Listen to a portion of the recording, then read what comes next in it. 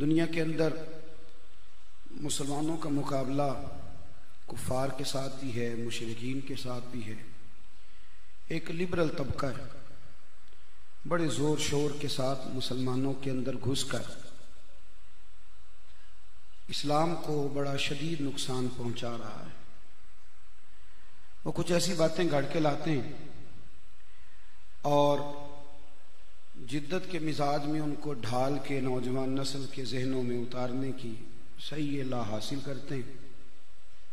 وہ جو کہتے ہیں کہ روشنی کا دور ہے، خوبصورتی کا دور ہے، آگے بڑھنے کا زمانہ ہے، دنیا موبائل کے اندر سمٹ کر آ گئی ہے، ایک دوسرے کے قریب ہونا چاہیے، گھٹن سے نکلنا چاہیے، اور محسوس کرتے ہیں کہ شاید مذہبی اور دیندار لوگ ان کی آزادی چھیننا چاہتے ہیں۔ میرے دوستو، اللہ کریم نے جب میرے اور آپ کے پیارے حبیب علیہ السلام کو دنیا میں بھیجا تو کہا میں نے جو تمہیں محبوب عطا کیے ہیں تو یہ اللہ کی طرف سے تمہارے پاس نور بن کے آئے ہیں۔ ساری روشنیاں نبی کریم علیہ السلام کے نور کے مرہون منت۔ قد جاءکم من اللہ نور، فرمایا تحقیق تمہارے پاس اللہ کی طرف سے نور آ گئے۔ میلاد شریف نا ایک انقلاب کا نام ہے۔ نور نبوت کے ساتھ میرے نبی کریم علیہ السلام نے نا انقلاب برپا کیا۔ ہمارے ہاں جب حکمران شور کرتے ہیں پاکستان کا مطلب کیا؟ آپ کو کس نے بتایا؟ تھے آپ تحریک پاکستان میں؟ تو آپ کی ساری سیاسی جماعتیں تو کہتی ہیں جمہوریت مضبوط کرنی ہے، وہ تو کہتے ہیں جمہوریت جمہوریت، سے وہ شام شور کرتے ہیں۔ میں اکثر سوچتا ہوں کہ اگر جمہوریت کے لیے پاکستان بنایا تھا تو انڈیا کی جمہوریت تو آج بھی پاکستان سے اچھی ہے، ایک دفعہ بھی ڈکٹیٹرشپ نہیں ہوئی۔ پاکستان کا مطلب کیا؟ لا الہ الا اللہ محمد الرسول اللہ صلی اللہ علیہ وسلم، یہ دین کے لیے بنا تھا۔ یہاں نا مختلف راگ الاپے جاتے ہیں، ایک بات یہ سنائی جاتی ہے کہ غربت کا خاتمہ کریں گے، غربت کا خاتمہ کریں گے۔ میلاد والے محبوب کا انقلاب یہ ہے کہ حضور نے غربت کا خاتمہ تو کیا ہی ہے، پر میرے نبی نے غریبی کو عزت ہی بڑی عطا کر دی ہے، غریبی کو عزت دے دی۔ نبی کریم علیہ السلام نے نا اللہ سے فقر مانگ کے لیا ہے، فقیری مانگی حضور نے، یہ چاہت ہے نبی کریم علیہ السلام۔ محبوب فرماتے مجھے تو میرے رب نے اختیار دیا تھا، میں چاہوں تو نبی اور بادشاہ بن جاؤں۔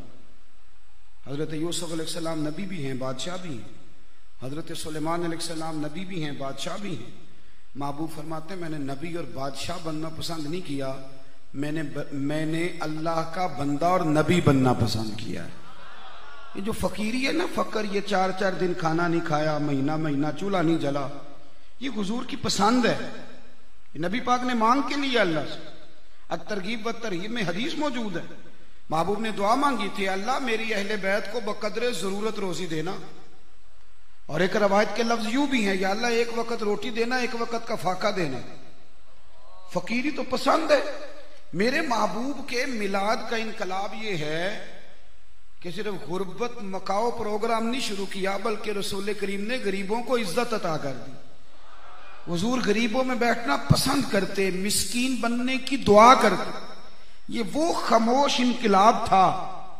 اب تو غریب بیچارہ خودکشی کر لیتا ہے، تنگ آ جاتا ہے، تنگ آمد بجنگ آمد، لیکن اس زمانے میں تو لوگوں کو غریبی سے پیار ہو گیا تھا۔ حضرت ابوبکر صدیق رضی اللہ تعالیٰ عنہ ٹاٹ کا لباس پہن کے جس دن آئے نا تو ملا رومی رحمت اللہ علیہ کہتے ہیں کسی نے پوچھا ابوبکر اب کس طرح محسوس کرتے ہو؟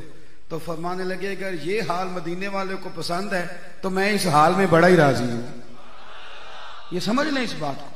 اگر حضور نے غریبی کو، ہمارے ہاں نا غریب بیچارے کو عزت نہیں ملتی، کبھی کبھی اسے آٹا مل جاتا ہے، تھیلا مل جاتا ہے آٹے کا، کبھی کبھی کسی ادارے میں داخلہ بھی مل جاتا ہے، جو چیز نہیں نہ ملتی وہ کیا ہے بھلا؟ عزت۔ غریب کوئی مذہبی سٹیج پر بھی جو 1 لاکھ روپیہ دے اس کی صدارت لکھ دی جاتی ہے۔ مذہبی سٹیج پر بھی مہمان خصوصی وہ ہوتا ہے جس نے اشتہار چھپوا کے دیے ہوتے ہیں۔ یہاں بھی بیچارہ غریب چھپ چھپ کے بیٹھا ہوتا ہے، وہ کہتا چلو نوٹوں کی دتی ہوتی تو میں بھی فرنٹ سیٹ پہ ہوتا، اگلی سیٹوں پہ ہوتا، میرا بھی کوئی نعت خواہ نام لیتا، میری نظر بھی کوئی شعر ہوتا، لیکن چونکہ میں غریب ہوں، میں کہا کرتا ہوں کم از کم میلاد شریف پہ تو ایسا کریں کہ جو محلے کا سب سے غریب آدمی ہو اسے امامہ بندوا کے سفید کپڑے پہنا کے ممبر پہ بٹھائیں، ممبر کے ساتھ بٹھائیں، اسے لائیں آپ اسٹیج پہ تاکہ وہ کھل کے کہہ سکے کہ ہم غریبوں کے آقا پہ بے حد درود، ہم فقیروں کی ثروت پہ لاکھوں سلام. وہ بات تو کر سکے. طبقات ابن سعد میں موجود ہے حضرت عبد الرحمن ابن عوف رضی اللہ تعالیٰ عنہ، صحابہ میں امیر ترین شخص، امیر ترین. نبی کریم علیہ السلام کے وصال ظاہری کے بعد نا حضرت عائشہ صدیقہ رضی اللہ تعالیٰ عنہ کے دروازے پر بیٹھ کر رویا کرتے تھے، روتے تھے. تو اماں جی فرماتی عبد الرحمن کیوں روتے ہیں؟ تو عرض کرتے اماں جی مصعب بن عمیر مجھ سے افضل تھے، لیکن جب ان کا وصال ہوا تھا نا، حالانکہ یہ آج ہی کرتے ہیں، وہ یہ تو عشرہ مبشرہ میں شامل، وہ مجھ سے افضل تھے، لیکن جب وصال ہوا تھا تو کفن کے لیے کپڑا بھی پورا نہیں تھا. رو کے کہتے تھے کہ میں سمجھتا ہوں امیر حمزہ مجھ سے افضل تھے پر ان کے لیے کفن کا کپڑا بھی پورا نہیں تھا. اور میں نے دیکھے کتنی دولت جمع کر رکھی. پھر سیدہ عائشہ صدیقہ انہیں خیرات کا حکم دیتی، مشورہ دیتی. حضرت عبد الرحمن ابن عوف کہتے ہیں کہ ایک دن میں نے عجیب نظارہ دیکھا. توجہ ہے میری بات پر؟ سب سے مزیدار روٹی کون کھاتا ہے؟ چھوٹے گوشت والا، مٹن والا، تکے کباب والا. کبھی دیکھنا ہو تو دیکھو سب سے مزیدار روٹی وہ مزدور کھاتا ہے جو سویرے 2 روٹیاں پونے میں باندھ کے اور بیچ میں اچار رکھ کے ساتھ لے کے جاتا ہے. کبھی دیکھو اس پہ، کبھی توجہ کرو آپ. وہ دوپہر کو نا ہمارے مدرسے میں ایک بچہ تھوڑے امیر گھر کا، امیر گھروں کے بچے مدرسے میں نہیں آتے، ناراض ہو گئے آپ لوگ. جو بچہ میٹرک فرسٹ ڈویژن میں پاس کرتا ہے اسے تو آپ میڈیکل میں داخلہ کراتے ہیں.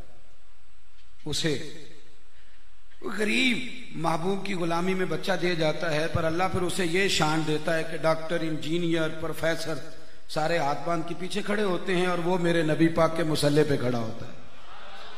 بچہ ذرا تگڑے گھر کا تھا تو اکثر شکوہ کرتا تھا، بھاگنے کے ارادے کرتا تھا. دوران تعلیم بڑی دفعہ دورہ پڑتا ہے بچوں کو، بڑی دفعہ. دوسرے مدرسوں کا پتہ رکھنے کا بھی بڑا ہی شوق ہوتا ہے. یہ ساری کمزوریاں طالب علموں میں رہتی ہیں. طالب علم ناراض نہ ہو جائیں، قابل اکرام ہیں اور میرے پاس رہتے ہیں اور ہم بھی رہ چکے ہیں تو ہمیں بڑی چیزوں کا ویسے ہی پتہ ہے. تو بچہ تھوڑا سا شاکی تھا تو مدرسے میں مزدور لگے ہوئے تھے تو میں نے کہا پتر ادھر آ، تجھے ایک چیز دکھاؤں. توجہ ہے میری بات پر؟ جو روز چھوٹا گوشت کھاتا ہے وہ تو نخرے ہی بڑے کرتا ہے، یہ بند ہے تو یہ کھلا ہے تو یہ کھا سکتا ہوں تو یہ منع ہے. جس کے پاس روز 50,000 روپے آتا ہے نا وہ تو پیسے بیچارہ دیکھ بھی نہیں سکتا، وہ تو سیدھے بینک آتے ہیں، بینک سے چلے جاتے ہیں. پیسے تو اس کے مزیدار ہوتے ہیں جو صبح دیہڑی پہ آتا ہے، شام کو 600 روپیہ ملتا ہے اور وہ 3 دفعہ ہاتھ جھاڑتا ہے اور 3 دفعہ بسم اللہ پڑھتا ہے اور پھر وہ پیسے تھامتا ہے. وہ روزی مزیدار ہوتی. تو وہ مزدور کیا کرتا ہے دوپہر کو؟ میں نے کہا یار دیکھ ذرا، مزدور نا پہلے بیچارہ وہ اپنے ہاتھ دھوتا ہے مٹی میں لتھڑے ہوئے، پھر خود پانی کا پیالہ بھر کے لاتا ہے، پھر وہ جب روٹی کھولتا ہے تو دوپہر تک نا آدھا 4 پونے کو بھی لگ جاتا ہے. کبھی اسے دیکھو جب وہ درخت کی چھاؤں ڈھونڈ کے اس کے نیچے بیٹھ کے روٹی کھا رہا ہوتا ہے، اسے نہیں پتا کہ میں نے دعا کیسے کرنی ہے. تلفظ بھی کئی دفعہ ٹھیک نہیں ہوتا، پر ایک درویش نے کہا تھا لفظ تاثیر سے بنتے ہیں تلفظ سے نہیں. اہل دل آج بھی ہیں اہل زبان سے آگے. تو وہ نا کئی دفعہ وہ شکر ادا کرتا ہے تو اس کا اپنا ہی طریقہ ہے. وہ ہاتھ اٹھاتا ہے تو یوں لگتا ہے کہ جیسے دنیا کی سب سے بہترین روٹی اسی نے کھائی ہے. مال کا تیرا کروڑ دفعہ شکر ہے. مزہ آتا ہے کہ روٹی کھائی. حضرت عبد الرحمن ابن عوف کہتے ہیں کہ سعد انصاری ایک صحابی تھے، طبقات ابن سعد میں موجود ہے، کہتے ہیں وہ صحابی تھے. توجہ ہے میری بات پر؟ فرماتے ہیں وہ محبوب سے ملنے آئے، مزدور آدمی تھے، نبی کریم کی بارگاہ میں آئے اور ہاتھ ملایا حضور سے. توجہ ہے میری بات پر؟ بڑی خوبصورت بات. حضرت عبد الرحمن ابن عوف کہتے ہیں وہ سلام لے کے نا صحابی حضرت سعد انصاری وہ محبوب کے دست مبارک کو بوسہ دے کے تو ہاتھ پیچھے کرنے لگے. محبوب کریم نے ان کا ہاتھ تھام لیا اور سمجھو یار حضور نے تھام لیا. نبی کریم نے دست مبارک کے ساتھ ہاتھ دبا لیا. توجہ ہے میری بات پر؟ حضور نے پھر ان کا ہاتھ کھولا.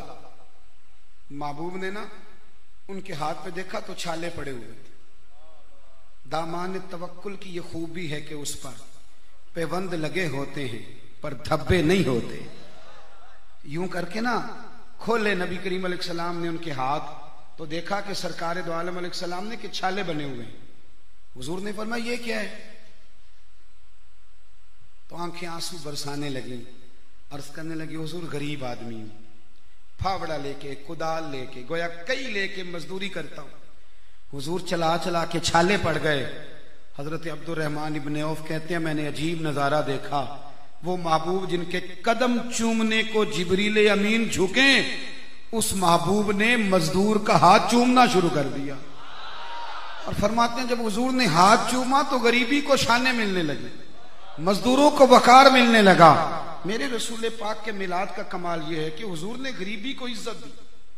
حضور فرماتے ہیں بہترین روزی وہ ہے جو تو اپنے ہاتھوں سے محنت کر کے کماتا ہے. بہترین کھانا وہ ہے جو تو نے چار ہاتھوں کی محنت کے ساتھ کما کے کھایا. وہ جو پالٹیاں ڈالتے ہو نا ایک دوسرے کو روز جبرن کھاتے ہو, اس کی نہیں تعریف کی. وہ جو جیبوں پہ نظر رکھنا اس کی نہیں بات کی, بلکہ فرمایا اپنے ہاتھوں سے مزدوری کر کے محنت کر